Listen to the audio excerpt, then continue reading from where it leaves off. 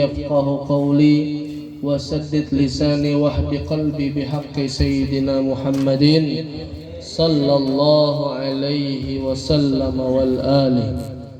نويت التعلم والتعليم والتذكر والتذكير والنفع والانتفاع والإفادة والاستفادة والحث على التمسك بكتاب الله وسنة رسوله والدعاء إلى الهدى والدلالة على الخير لابتغاء وجه الله ومرضاته وقربه وثوابه سبحانه وتعالى.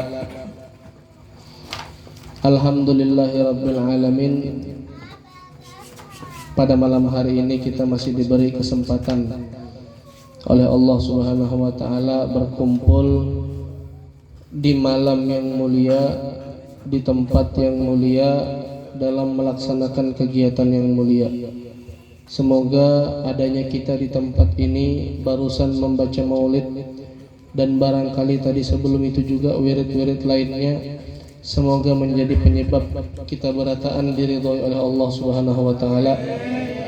Semoga sahibul bait, sahibul majlis, tuan rumah, tempatnya menjadi penuh bercahaya, cahaya keimanan, cahaya keislaman, nurun nubuwah dan lain sebagainya.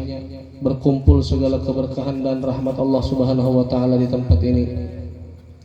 Salawat dan salam kita sampaikan kepada junjungan kita Nabi besar Muhammad sallallahu alaihi wasallam.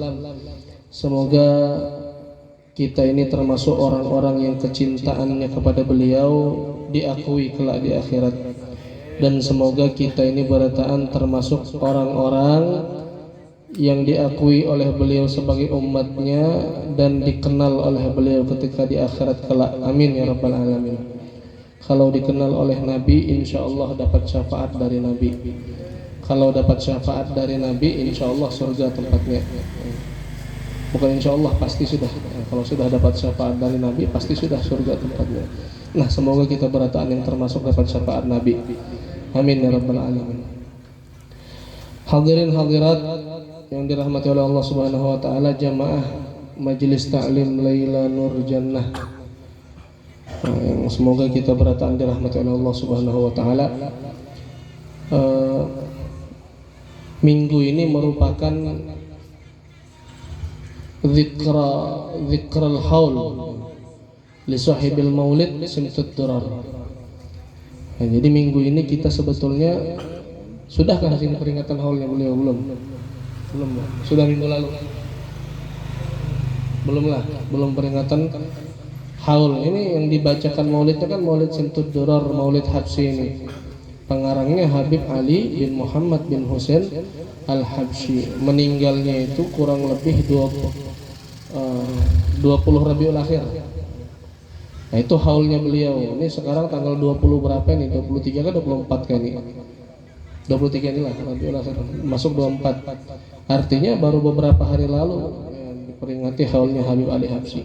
Di Solo iya, di Hadramaut iya. Nah, artinya apa? Peringatan haul itu bukan mengingat matinya orang tersebut, tidak. Akan tetapi justru mengingat hidupnya orang tersebut. Karena wali itu dikenang dan dibacakan riwayat hidupnya ketika memang orangnya sudah meninggal dunia.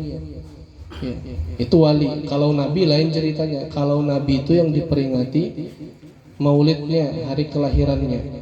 Sedangkan wali yang diperingati itu hari kematiannya. Kenapa? Karena kalau nabi hari lahirnya itu sudah banyak tanda. Bermunculan tanda-tanda tadi di dalam pasal setelah qiyam tadi itu kan disebutkan itu. Muncul cahaya. Adha'at lahu ma bainal masyriq wal maghrib, dari timur ke barat terang bukan main. Padahal Nabi Muhammad lahirnya di waktu dini hari jam 3 menjelang subuh. Kurang lebih itu kalau dijamkan itu jam 3. Akan tetapi menjadi terang benderang bercahaya di saat itu sekejap karena dilahirkannya Nabi Muhammad. Lalu hancur berhala-berhala yang ada di dalam Ka'bah. Kemudian banyak tanda-tanda lainnya yang dikenali oleh para pendeta-pendeta Nasrani dan Yahudi. Itu Nabi lahir ada tanda-tandanya sehingga yang diperingati adalah hari kelahiran. Ya. Hari kelahirannya beliau penuh keberkahan.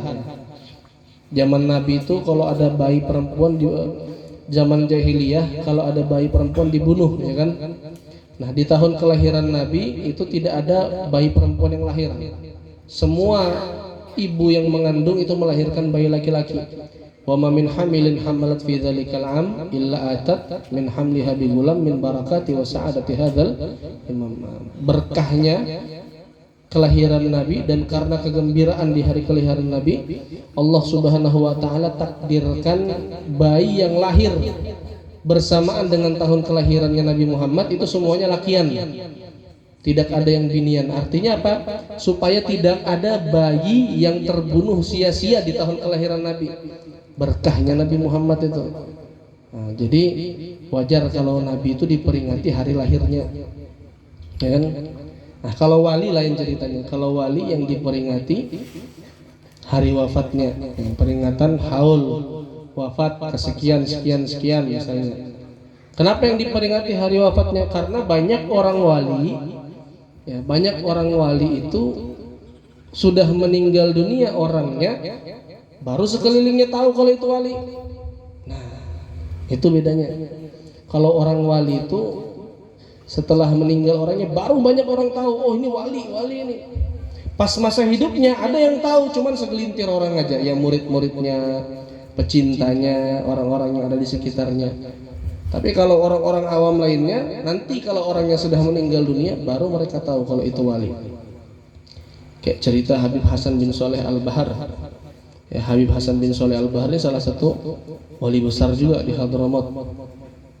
Itu beliau ini termasuk orang yang humul, ya, tidak terlalu suka terkenal, ya, tidak suka terkenal orangnya.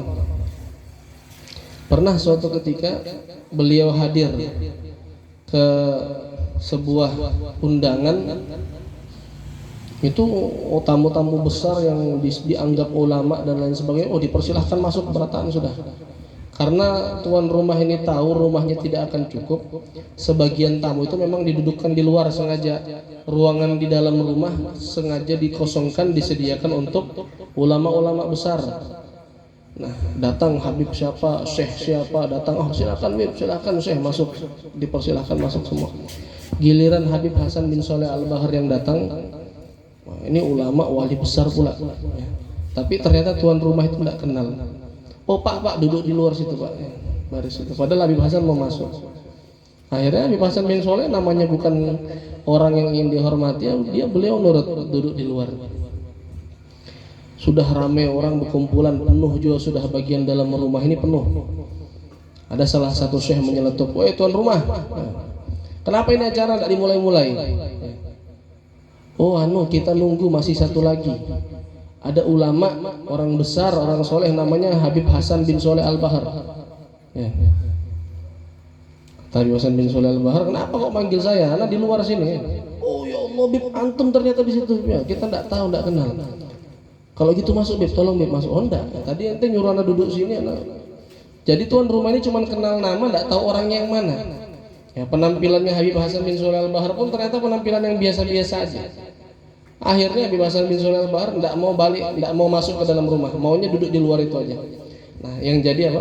Majelis yang berputar, menghadap keluar berarti. Yang tadinya menghadap ke dalam, jadi menghadap keluar. Nah, yang tadinya ulama-ulama, Habib-habib, syekh-syekh itu di depan, jadi di belakang jadinya. Yang lain menghadap ke Habib Hasan semuanya. Baru habis itu acara dimulai. Humul, beliau kan tidak mau dikenal.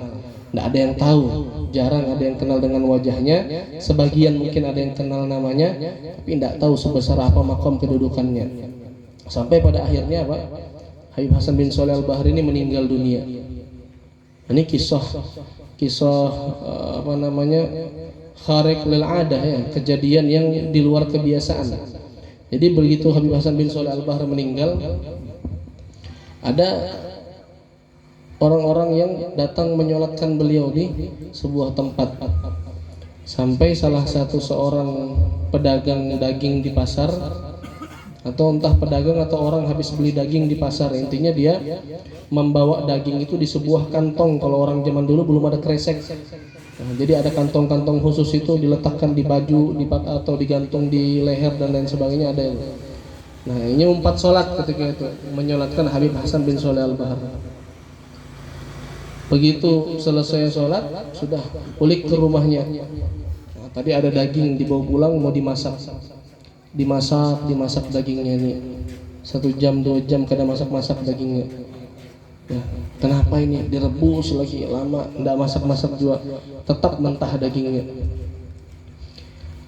Bingung orang ini kejadian yang tidak biasa. Datang dia ke ulama, bertanya, ya Syekh, saya punya daging di rumah, itu kenapa sudah dimasak pakai api, dibakar, direbus, tidak masak dia, tetap mentah, warnanya tidak berubah.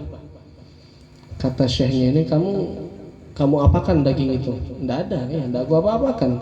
Daging itu aku beli di pasar, lalu pas di perjalanan pulang aku singgah sebentar sholat, ya, sholat jenazah, karena aku melihat ada jenazah yang meninggal. Ya. Lalu setelah itu aku pulang dan aku mulai memasak, ternyata kejadiannya seperti itu, tidak masak dagingnya. Nah, kamu singgah sholat tadi itu siapa yang kamu sholatkan? Tidak tahu juga ya, karena aku cuma mau pahala aja, jadi cuma langsung ikut sholat aja. Akhirnya si Syekh ini mencari tahu siapa yang meninggal di hari tersebut. Ternyata yang meninggal adalah Habib Hasan bin Sholeh Al-Bahar. Kata Syekhnya, pantas saja. Tadi ente itu membawa daging itu dibawa sholat, yang dibawa ikut menyolatkan jenazah Habib Hasan bin Sholeh Al-Bahar. Itu orang wali. Beliau itu ketika hidup di dunia pernah berdoa, ya Allah, orang yang pernah kenal denganku atau orang yang cinta kepadaku atau orang yang sekedar singgah di hadapanku, jangan sampai mereka disentuh api neraka. Didoakan oleh Habib Hasan bin Sholeh Al-Bahar, dan doa itu mustajab. Ternyata bukan cuman orang, bahkan daging binatang pun, daging sapi kah atau daging onta kah atau daging kambing kah, pas itu ceritanya itu dihadapkan ke Habib Hasan bin Sholeh, padahal bukan dihadapkan secara sengaja, tidak sengaja dibawa begitu aja diikutkan sholat. Ternyata juga keikutan dapat doanya Habib Hasan. Tidak boleh kena api neraka.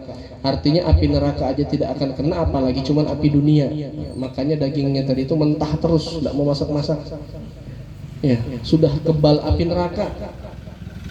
Kebal api neraka, apalagi api dunia. Api neraka itu yang paling dinginnya api neraka.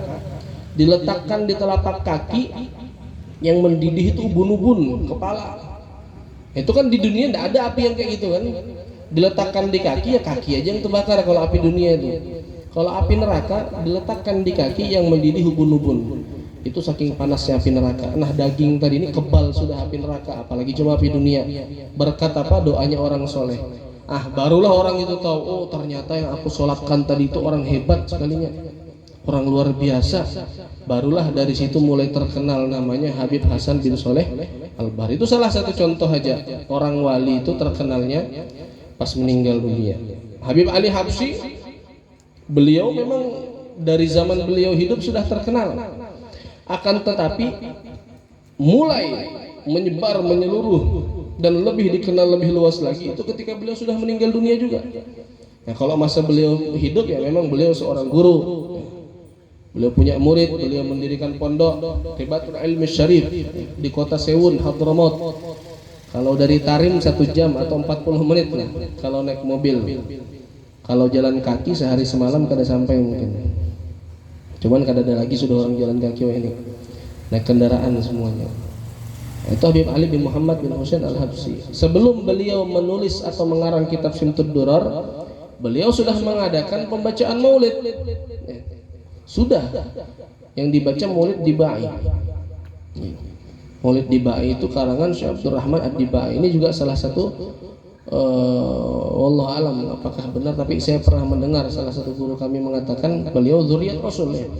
Cuman saya belum pernah secara langsung membaca referensi dan lain sebagainya, tapi juga termasuk habaib itu. Habib Syekh Abdurrahman Ad-Dibai. Nah, jadi beliau suka baca maulid Dibai. Kata Habib Ali bin Muhammad Al-Habsyi, kalau pembacaan maulid Dibai dimulai, itu Rasulullah hadir dari awal sampai akhir. Dari ya Rabbi sholli ala Muhammad sampai selesai doa hadir Rasulullah itu. Maulid di Bai. Lah, lalu setelah itu Habib Ali Habsyi mengarang Maulid Simtud Durar.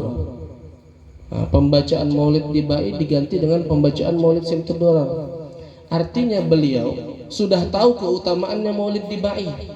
Rasulullah hadir dari awal sampai akhir, bukan hanya mahalul qiyam saja. Kenapa kok malah berpindah kepada pembacaan Maulid yang beliau karang sendiri? Pertanyaannya kan seperti itu. Ini kan Rasulullah hadir, sudah pasti ini keutamaannya jelas, sudah Maulid di Bai. Nah, kenapa beliau pindah? Jawabannya secara logika tentu adalah karena pembacaan Maulid Simtud Durar bisa jadi keutamaannya minimal sama dengan Maulid di Bai, atau bisa jadi lebih. Nah, itu aja lagi kan.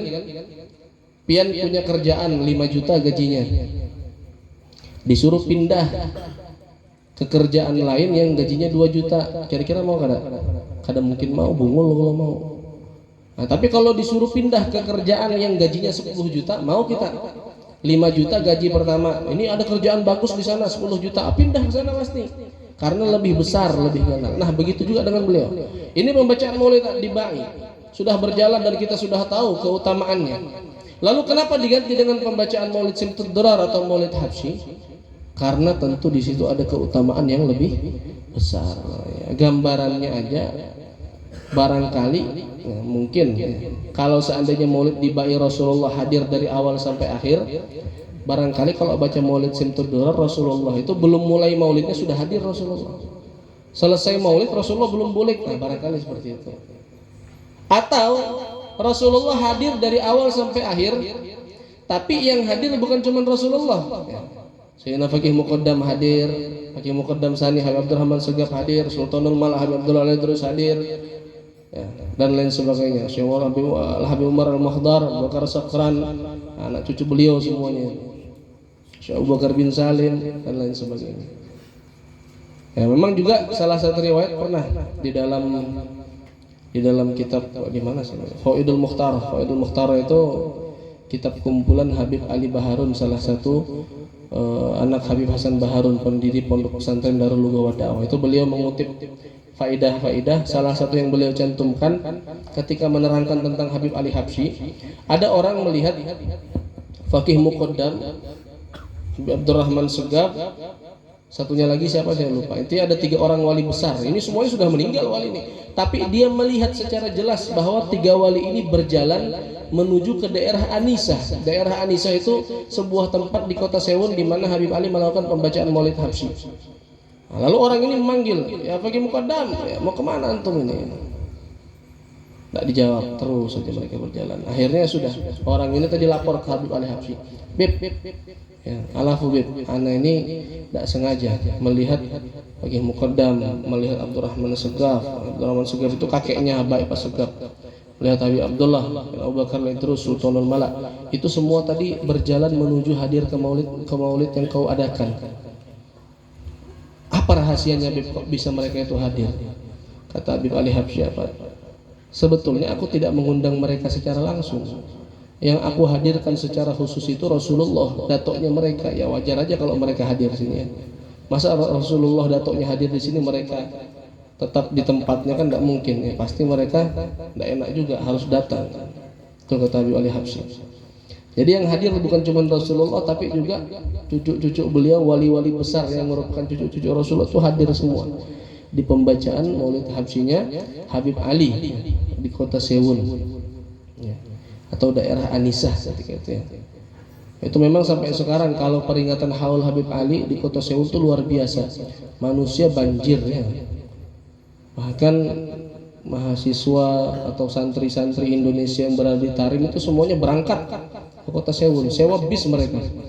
Ada yang iuran, ada yang disediakan dari sekolahnya masing-masing. Pokoknya hadir Habib Ali Habsyi ya, karena ini maulid yang tersebar luas di Indonesia, yang dibacakan di pesantren-pesantren ya. Masa kita tidak hadir haul pengarangnya ya, rugi. Apalagi pengarangnya itu wali besar, kutub ya. Habib Ali bin Muhammad bin Husain Al-Habsyi, pengarang Maulid Simtud Durar, ini wali kutub beliau ya, makamnya derajatnya beliau wali kutub. Wali kutub itu wali yang tertinggi derajatnya. Di setiap zaman itu cuma ada satu. Nah, sekarang zaman kita sekarang ini ada wali kutub satu. Siapakah? Kada tahu kita. Ya, sebelum kita ini ada juga, sebelumnya lagi ada. Ya. Wali kutub itu satu aja. Dan Habib Ali Habsyi salah satu orang yang menyandang gelar tersebut di zaman beliau. Nah, kemudian Maulid Habsyi, ya, Maulid Habsyi itu bukan ngarangnya Bang sebetulnya. Kalau ngarangnya itu kan Maulid Simtud Durar, untayan mutiara Simtud Durar itu artinya. Disebut Maulid Habsyi karena pengarangnya itu marganya Al-Habsyi, ya kan? Karena marganya pengarangnya Al-Habsyi disebut Maulid Habsyi biar gampang. Nah, ini mulai dibawakan pertama kali ke Indonesia oleh Habib Muhammad bin Idrus Al-Habsyi, Surabaya. Ini wali besar juga, muridnya Habib Ali Habsyi. Ya, pas beliau ke Indonesia, itu sebetulnya beliau memang mulai berdagang, tapi dikirimi surat oleh Habib Ali Habsyi. Nah, ini Muhammad anakku ini, cucu ibaratnya muridku ini, Muhammad bin Idrus ini, dia ke Indonesia bukan cuma sekedar berdagang seperti orang-orang lainnya. Karena banyak orang-orang Hadramaut, habaib, masyayikh itu datang ke Indonesia tujuannya berdagang banyak. Tapi khusus Habib Muhammad bin Idrus Al-Habsyi, beliau datang memang sekedar berdagang, tapi bukan itu tujuan utamanya. Tujuannya adalah Muhammad bin Idrus Al-Habsyi ini datang ke Indonesia untuk mencapai makom tertingginya, As-Siddiqiyah Al-Kubra. Artinya beliau menjadi wali ketika sudah di Indonesia, Habib Muhammad bin Idrus Al-Habsyi. Dan memang wali besar beliau ya. Punya gelar Abul Masakin wal Yatama.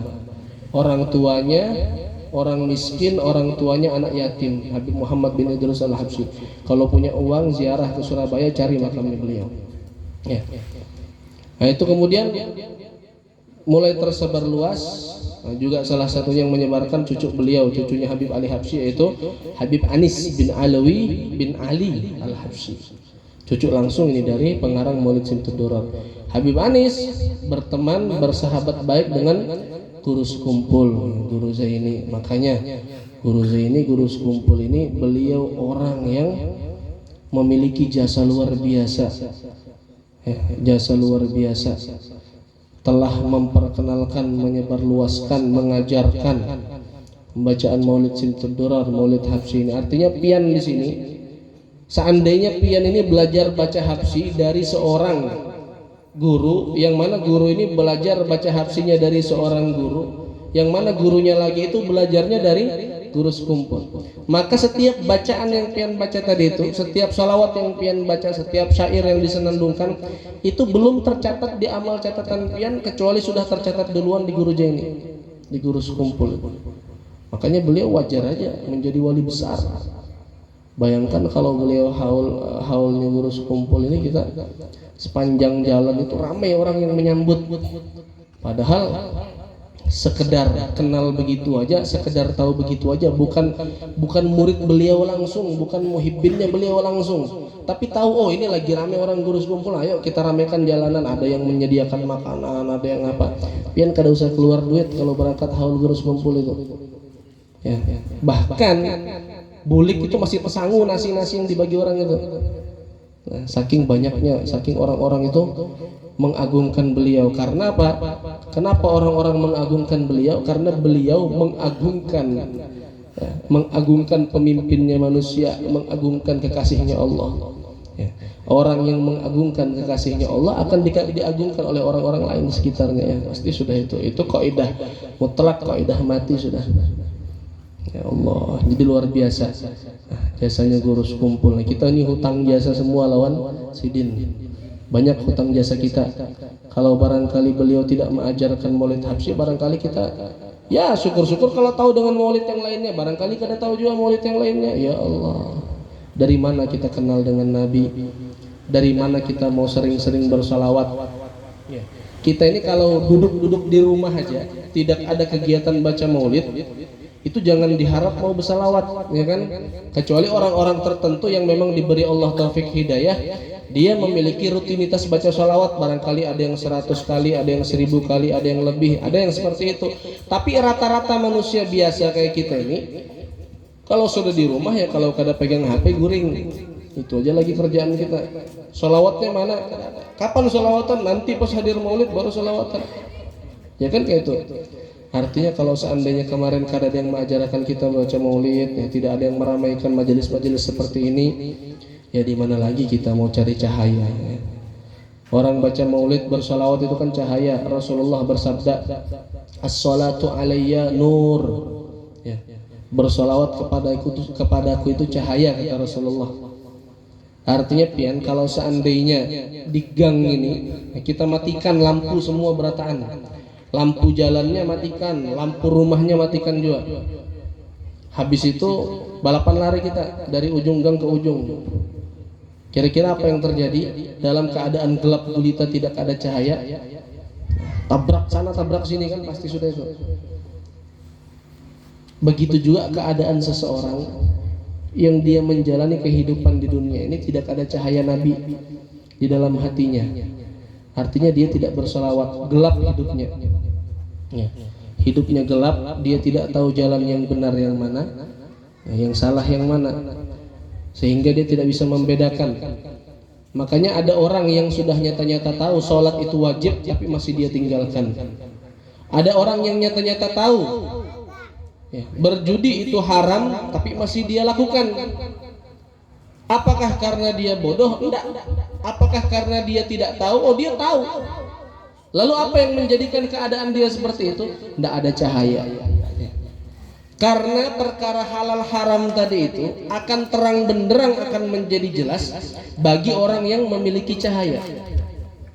Sepintar apapun dia, belajar agama sebanyak apapun, selama apapun, kitab-kitab yang sudah hatam berapa jilid pun, kalau tidak ada cahaya yang dia gunakan untuk memandang dan menimbang halal dan haram, pasti masih akan tersesat orang tadi itu. Maka wajar ada orang belajar agama, tuan guru, ya, atau mungkin santri masih berdosa, masih melakukan maksiat, wajar itu ada. Tapi ada orang biasa aja, bukan santri, belum pernah belajar agama, ya, mungkin dia pedagang, mungkin dia petani, mungkin dia kerjaannya apa, tapi karena dia rajin sholawatan, lihat dia istiqomah dalam agama. Ada yang seperti itu. Karena apa? Sekali lagi, sholawat adalah cahaya yang akan menunjukkan kita pada jalan kebenaran, cahayanya Nabi Muhammad SAW. Kalau tidak ada cahaya, takutnya kita tersesat. Tersesatnya kemana?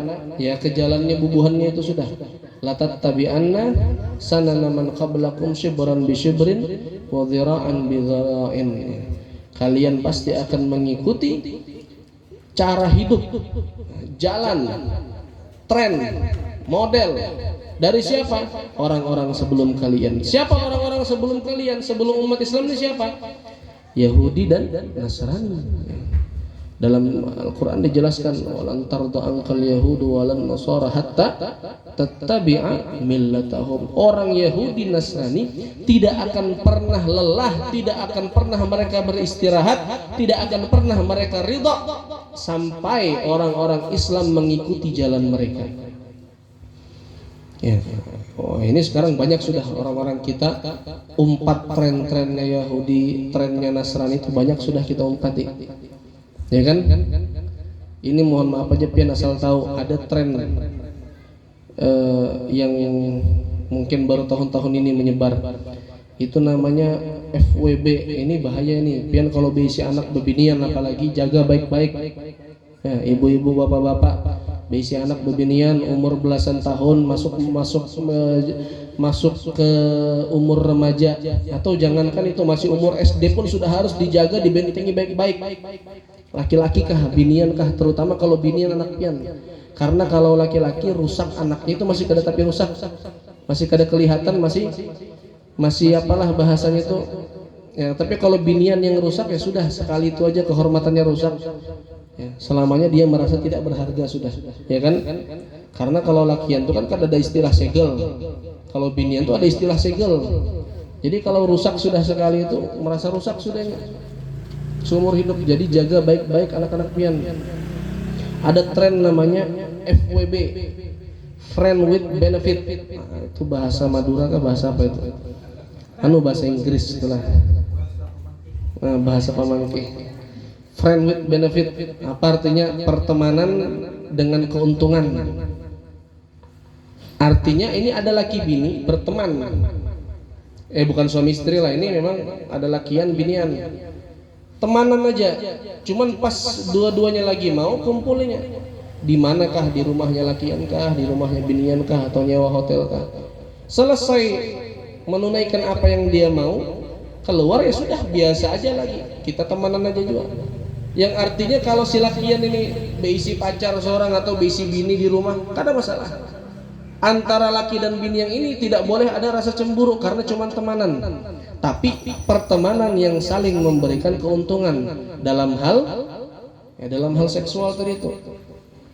Bayangkan itu otak anak-anak muda dicuci. Oh iya ya, untuk melakukan hubungan seperti itu kan tidak perlu ada rasa cemburu dan lain sebagainya. Cukup ketemu kumpul kebo dan lain sebagainya, sudah, habis itu bubar-bubar, sudah sama-sama mendapatkan keuntungan.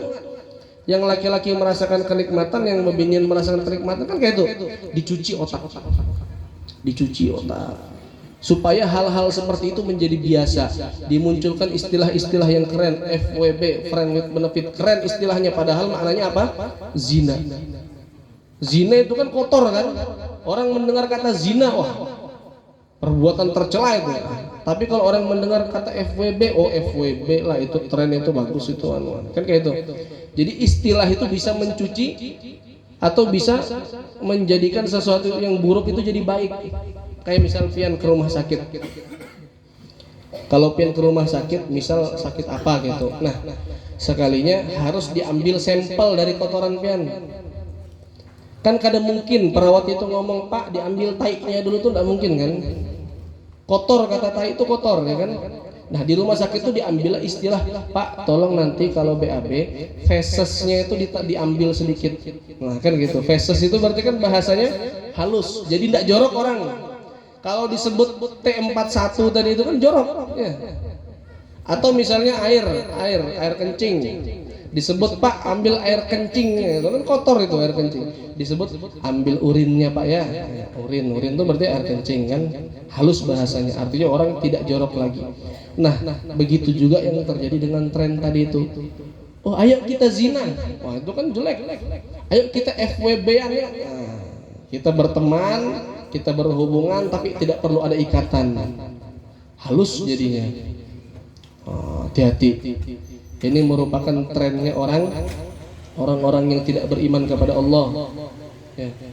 Di Amerika itu anak binian kalau umur 17 tahun masih perawan itu aib, artinya ini merasa kada laku, karena trennya mereka itu umur segitu sudah harus lepas segel. Sudah lepas segelnya itu bukan pakai barang, pakai orang ya. Artinya apa? Sudah ada laki-laki yang mau sama dia. Umur 17 tahun itu menjadi tren, menjadi prinsip oleh sebagian besar orang. Nah, itu ditiru sebagian negara-negara muslim, ditiru di Indonesia oleh sebagian orang-orang di sekitar kita. Jangan sampai kita terjerumus, jangan sampai anak-anak kita masuk ke situ. Makanya apa? Banyaki cahaya. Cara